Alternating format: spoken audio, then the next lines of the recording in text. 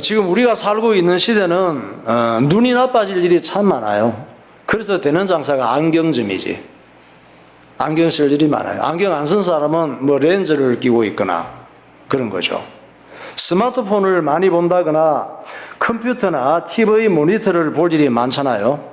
그래서 눈을 혹사시켜요. 눈을 아주 힘들게 하는 일이 많아서 눈이 나빠질 수밖에 없죠. 그리고 이 전자제품들은 전자파가 나오잖아요. 이 전자파들이 우리의 건강에 안 좋은 영향을 주고 특히 눈을 나쁘게 하는 거예요. 우리는 눈을 뜨면 당연히 보이기 때문에 그다지 보이는 걸 고마운 줄 모르잖아요. 그런데 알고 보면 눈을 뜨면 보인다는 게 정말 신기한 거죠. 눈을 떴는데 안 보여.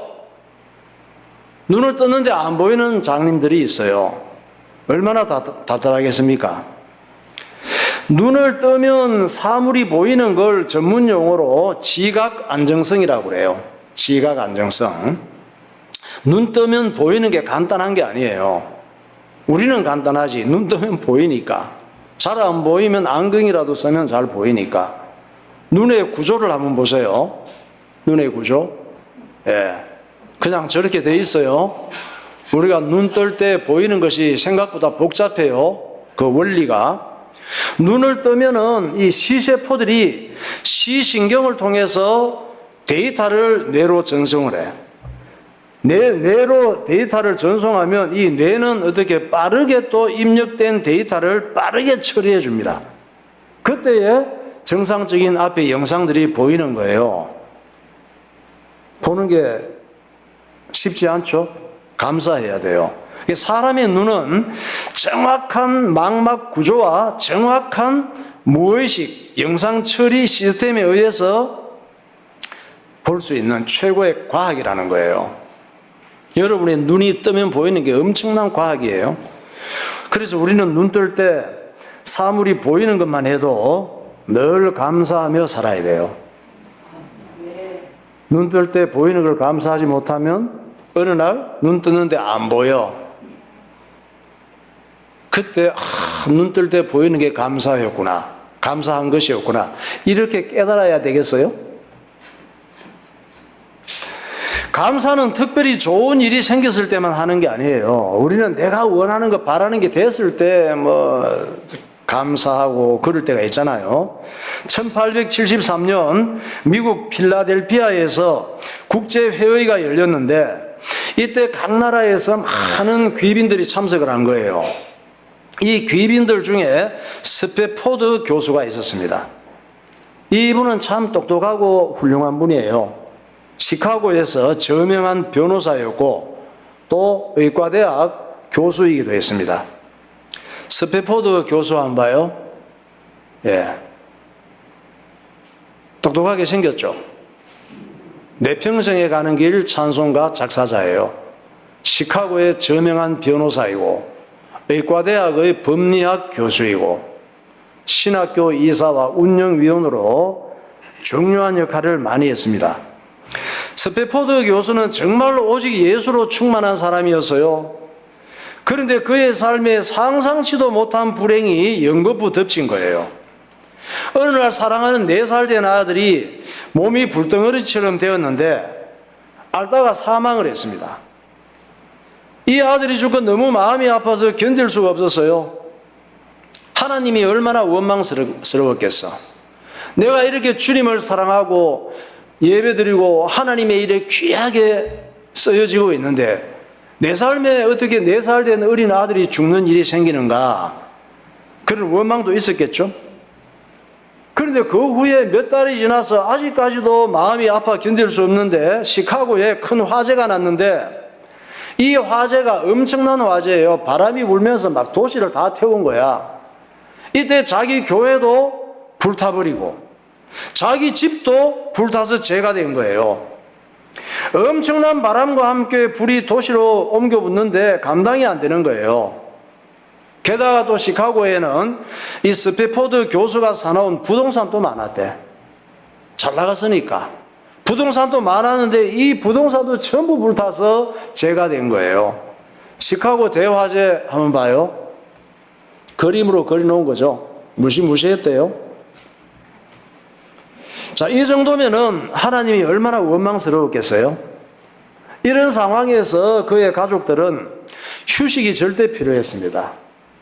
못 살겠는 거야, 이런 상황에서. 아들 4살짜리 죽었지, 섬기던 교회도 불 다 탔지, 집도 불 탔지, 재산도 다 제가 됐지, 막 미칠 지경이에요. 정신 돌 지경이 돼서.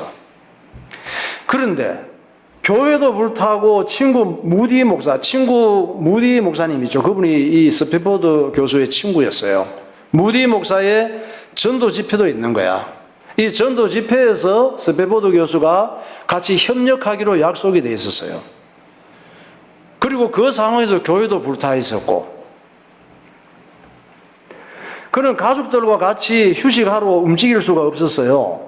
왜? 불탄 교회를 그냥 두고 또 무디 목사와의 사역 협력을 뒤로 하고 갈 수가 없었어.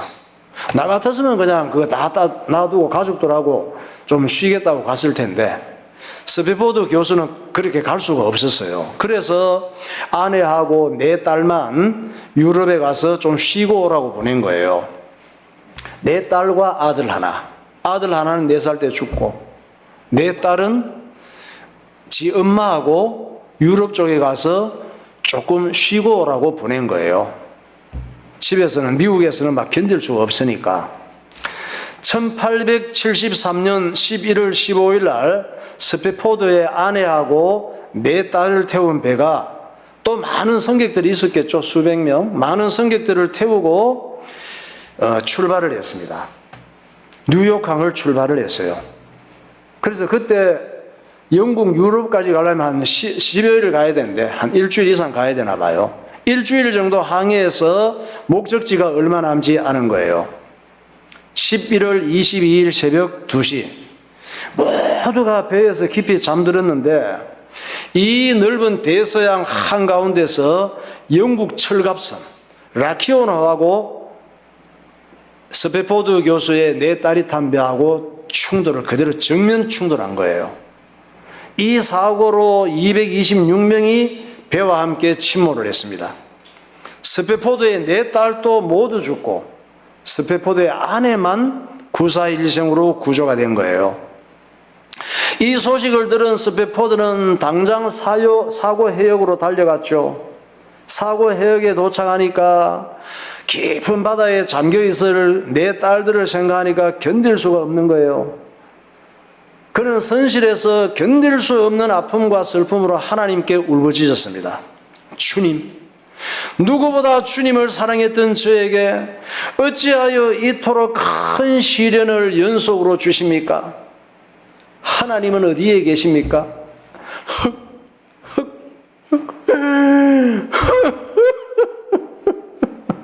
흐느끼며 울었어. 스패포드 기도 안 봐요.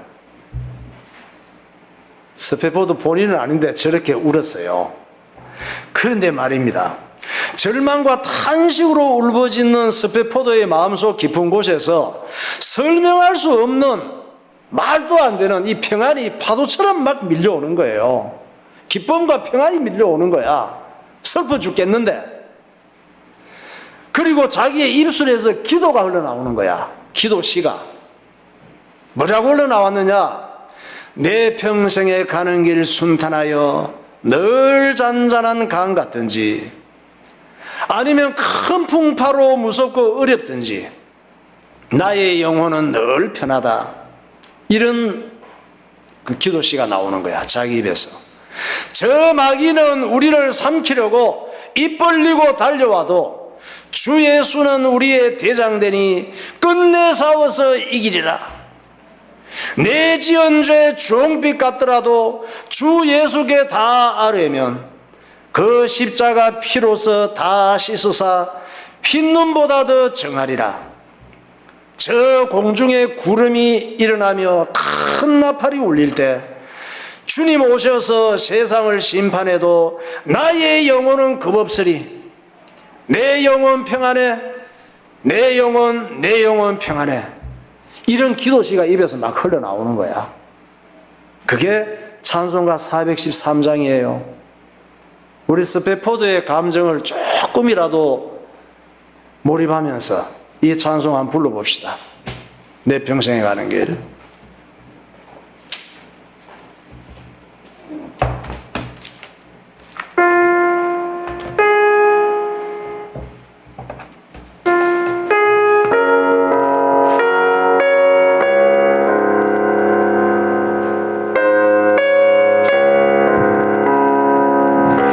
내 평생에 가는 길 순탄하여 널 잔잔한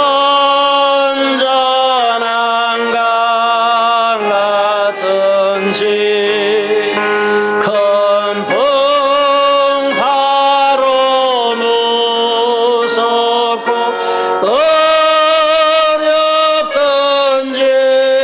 나의 영혼은 널 편하다. 내 영혼 평안해. 내 영혼 내 영혼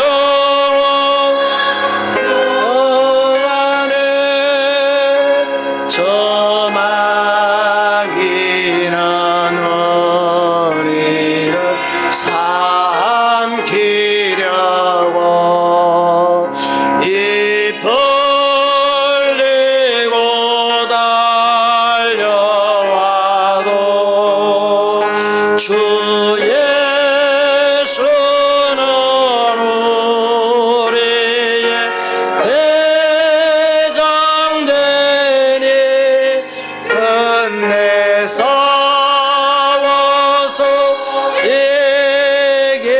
이기리라. 내 영혼 평안해. 내 영혼 평안해. 내 지은 죄 좋은 길 같더라도 주 예수께다 아뢰며 그 십자가 피로써 다시 서서 있는 보다도 정하리라.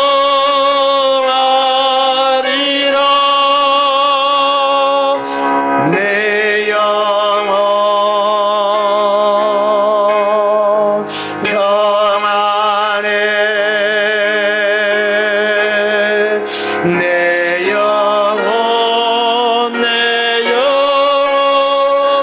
평안해. 저공중의 원한이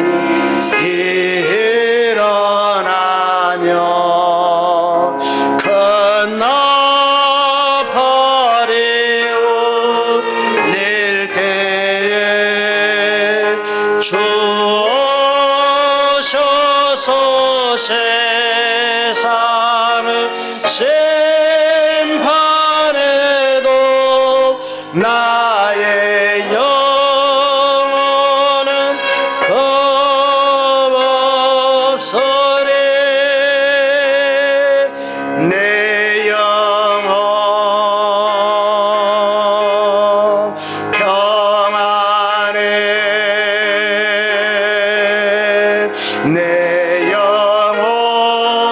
내 영혼 평안해. 아멘. 사람들 중에는 스페포드 같은 그런 불행한 일을 안 당했는데도 스페포드보다 더 불행하게 슬프게 울면서 사는 사람들이 있거든요. 스페포드의 네 딸이 대서양 바다에 침몰해서 잠겨서 죽었는데 그 죽음보다 더 심하게 죽고 싶어 하는 사람들이 많이 있거든. 그래서 예수님께서 스피드보드를 사용해서 이 찬송을 주신 거예요. 이 찬송에 있는 찬송들이 그냥 나온 게 아니에요. 한 곡 한 곡 가사 한 절 한 절이 주님께서 우리가 이 땅에 살 때 필요해서 주신 그런 찬송인 거예요. 하나님께서 모든 성도들에게 새 절기를 지키며 감사하며 살라고 하셨습니다. 이 절기가 첫째 무교절, 두 번째 맥주절, 세 번째 추수감사절이에요. 신명기 16장 15절에 말씀합니다.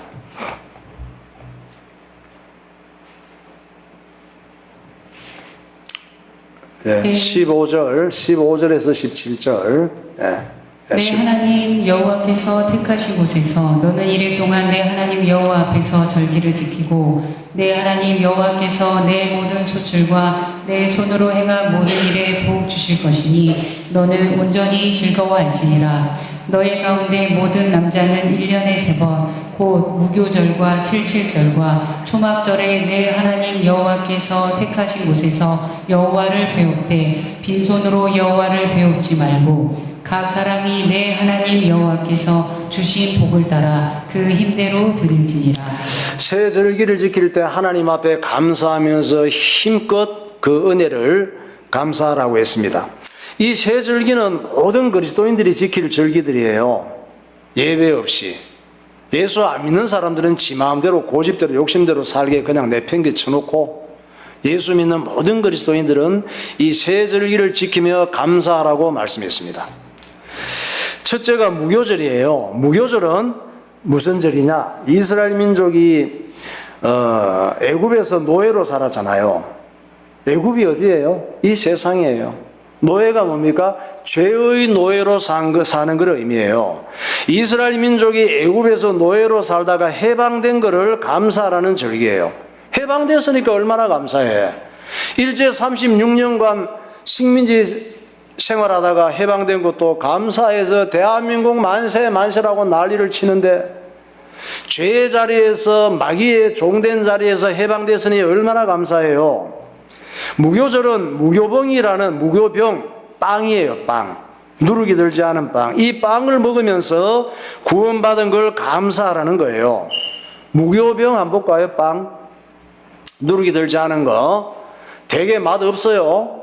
밀가루 넣고 소금 넣고 그냥 구운 거예요. 저 빵은 뭘 의미하느냐?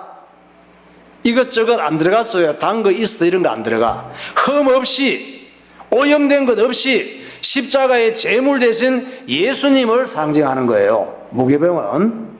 오늘날 우리 그리스도인들의 무교절이 언제냐? 예수님이 부활하신 주일날이에요. 무교병의 주인이 예수님이시거든. 예수님이 무교절을 완성하셨거든. 그래서 우리 그리스도인들의 무교절은 주일날이에요. 예수님이 완성하신, 부활하신 주일날. 그러니까 주일날마다 우리가 어떻게 해야 돼요? 아, 내가 예수 믿고 하나님 자녀 된 것을 감사하라는 거예요. 주일날마다 구원받은 걸 감사하면서 예배드리는 게 무교절을 지키는 거예요. 저와 여러분은 무교절을 주일날마다 지키고 있는 줄 믿으시기 바랍니다. 두 번째 뭘 감사하라고 그랬어요? 맥주 감사절을 지키라고 그랬어요. 애굽에서 이스라엘 민족이 해방받았잖아요. 해방을 받아서 죄와 저주의 자리에서, 마귀의 종된 자리에서, 지옥 백성 자리에서 예수 믿고 구원받고 해방을 받았잖아요. 해방받은 이스라엘 민족이 사막 같은 광야로 나온 거예요. 광야로 나오니까 농사 짓는 것도 아니고 직장도 없고 죽을 것 같잖아. 집도 없고. 죽을 줄 알았는데 날마다 염려 걱정하며 살았는데 첫 열매 거둘 때까지 살아있는 거야. 안 죽고. 하나님께서 필요한 걸 때를 따라 공급하신 거지. 여러분들이 내 힘으로 돈 벌고 먹고 잘 살고 이런 것 같죠? 예수 믿는 사람들은 하나님의 은혜인 걸 알아야 돼요. 하나님께서 나에게 건강을 주시고 일할 능력을 주시고 하나님께서 숨쉬게 하시고 이걸 감사하는 게 그리스도인이에요. 예수 믿지 않는 사람들은 하나님 은혜 속에 살면서도 감사한 걸 몰라. 그게 저주받은 백성이란 말이에요. 그래서 첫 열매 거둘 때까지 살아있었던 거야. 구원받은 성도들의 축복이 뭐예요?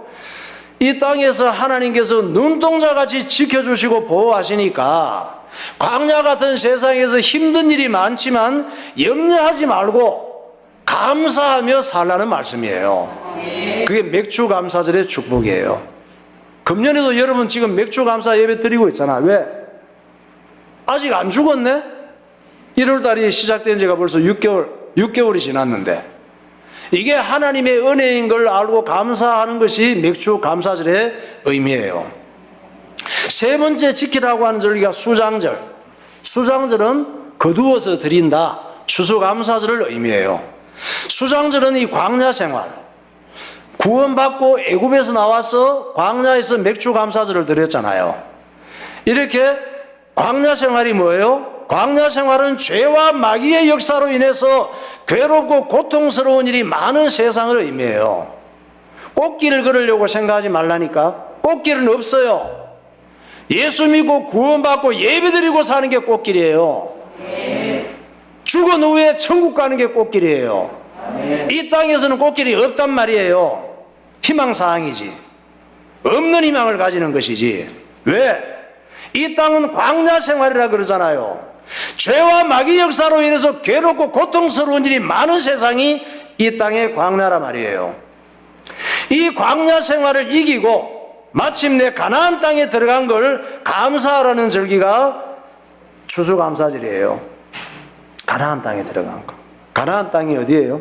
가나안 땅은 천국을 상징해. 이스라엘 민족의 가나안 땅은 천국을 상징해요. 또 천국의 실체는 누구예요? 예수님이란 말이에요. 천국의 실체는 예수님이니까 어떻게 되느냐? 그리스도인들은 어떤 사람들이냐? 천국의 실체이신 예수님께 붙잡혀서 이 땅에서 광야 같은 세상에서 천국의 축복을 누리며 살다가 마침내 천국 가는 사람들이 하나님의 백성들이란 말이에요. 그러니까 이 광야 세상에서 힘든 일이 많지만은 늘 감사하며 살라는 게 하나님의 뜻이에요. 어떤 엄마가 사는 게 너무 고통스럽고 괴로워서 견딜 수가 없는 거예요. 이런 엄마들 많아요. 이런 아빠들도 많고. 어떻다고? 이 엄마가 괴롭고 고통스러워서 살고 싶지 않은 거예요. 그래서 실제 죽는 사람들도 있어. 그런데 실제로 죽는 사람보다 죽어지지 않아서 죽고 싶지만 살고 있는 사람들이 되게 많아요. 그 괴로운 엄마 안 봐요? 박근혜 닮았죠? 매우 괴로워하는 모습이잖아. 이 엄마가 사는 게 재미도 없고 우울하고 딱 죽었으면 좋겠는 거예요. 그래서 이 엄마가 기도해서 하나님 앞에 죽게 해달라고. 우리는 항상 기도하는 게 중요해요. 뭐라고 기도했느냐? 이 엄마가 하나님, 남편도 나를 상대하지 않고 밖으로 돌고 애들도 내 말을 무시하고 살고 싶지 않네요. 저는 지금 사는 게 너무 고통스러워요. 하나님, 제발 저를 빨리, 하루라도 빨리 천국 데려가 주세요. 이렇게 기도했어요. 날마다 그 기도만 하는데 어느 날 마음에 응답이 온 거예요. 뭐라고 왔느냐? 그래, 알겠다. 근데 네가 천국 오기 전에 먼저 할 일이 있다. 이랬어요. 그래서 이 엄마가 예수님께 마음에 응답 오는데 대답을 해서 그게 뭔데요? 예수님께서 네가 천국 오기 전에 먼저 할 일이 있다고 하니까 내가 너를 천국, 그럼 네가 원하는 걸 천국대로 천국 빨리 가고 싶은 거니까 내가 데려가겠는데, 그래 내가 갈게. 오기 전에 할 일 하고 오느라. 그러면서 얘기를 해서 그게 뭔데요 했더니 그거는 네가 죽으면 장례식을 치를 거 아니냐. 그때 너를 알던 사람들이 집에 많이 올 거 아니냐. 그러니 그들이 와서 집이 너무 지저분하면 욕하지 않겠냐. 그들이 와서 욕하지 않도록 집 청소를 깨끗이 해라. 그리고 니네 집에 정원에 풀도 엉망이지 않냐.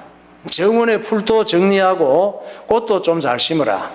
그래야 장례식 때 하객들이 조문객들이 와서 보고 그래도 참 이렇게 집도 잘 정리하고 정원도 잘 가꾸던 사람이 죽어서 어쩌냐 아쉬워할 거 아니냐 그러면서 주님께서 일을 시켰어요. 그랬더니 네 알겠습니다 그랬어. 이 엄마는 하루빨리 천국 가고 싶어서 예수님이 시키는 대로 열심히 한 거예요. 다 시키는 대로 하고 나서 또 예수님께 물었어. 예수님 또 무엇을 할까요? 예수님께서 그래 잘했다. 이제는 네가 죽고 나면 아무래도 네 자식들이 가장 슬퍼할 거 아니냐. 그러니까 마지막으로 네 자식들을 위해서 맛있는 음식도 만들어주고 볼 때마다 좀 안아주고 옷도 예쁘게 입혀주고 머리도 예쁘게 다듬어 주어라 그랬습니다. 그래서 이 엄마가 예수님이 시키는 대로 열심히 또 했어요. 어느 날 예수님이 말씀하셨대요. 이제 됐다. 잘했다. 내일 천국으로 가자 그랬습니다. 그런데 이 엄마가 갑자기 예수님 저 천국 가기 싫어졌어요 이러는 거야.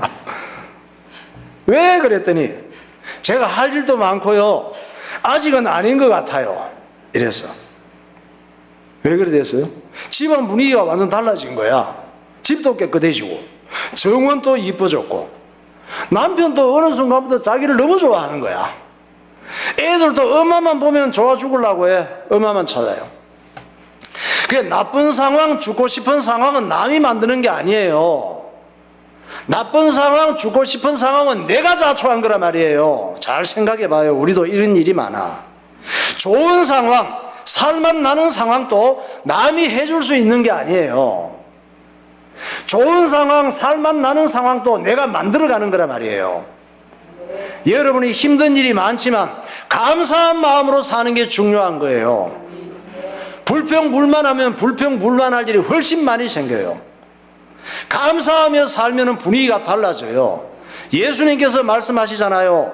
빌립보서 4장 6절에 아무것도 염려하지 말고 다만 모든 일에 기도와 간구로 너희 구할 것을 감사함으로 하나님께 아뢰라. 그리하며 모든 지각에 뛰어난 하나님의 평강이 그리스도 예수 안에서 너희 마음과 생각을 지키시리라. 항상 기뻐하라. 쉬지 말고 기도하라. 범사에 감사하라. 이것이 그리스도 예수 안에서 너희를 향하신 하나님의 뜻이니라.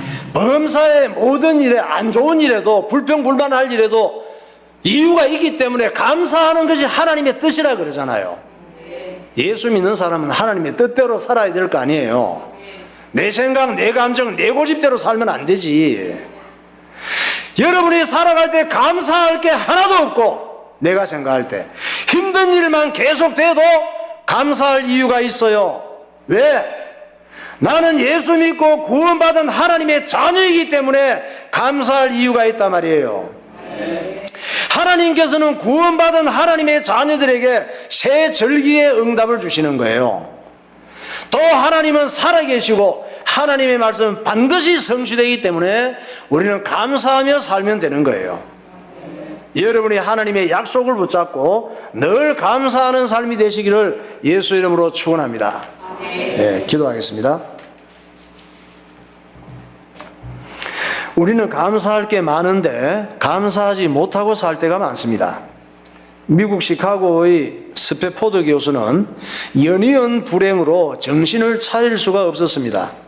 어린 아들은 죽고 교회와 집과 부동산은 죄가 되고 4명의 딸들조차 대서양 깊은 바다에 수장되었습니다.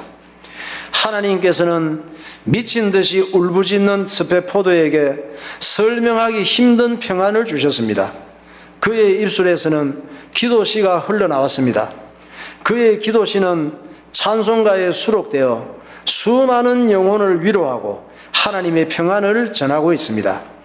하나님께서는 새 절기를 통해 1년 내내 감사하며 살라고 하십니다. 우리는 자기가 불행을 자초해 놓고 다른 사람을 원망할 때가 많습니다. 하나님 아버지, 힘든 일이 많지만 범사에 감사하는 사람이 되게 해주세요. 예수 믿고 구원받고 하나님의 자녀가 된 것을 감사하며 살게 해주세요. 통성으로 기도하겠습니다. 할렐루야. 거룩하신 하나님 아버지, 은혜를 감사합니다.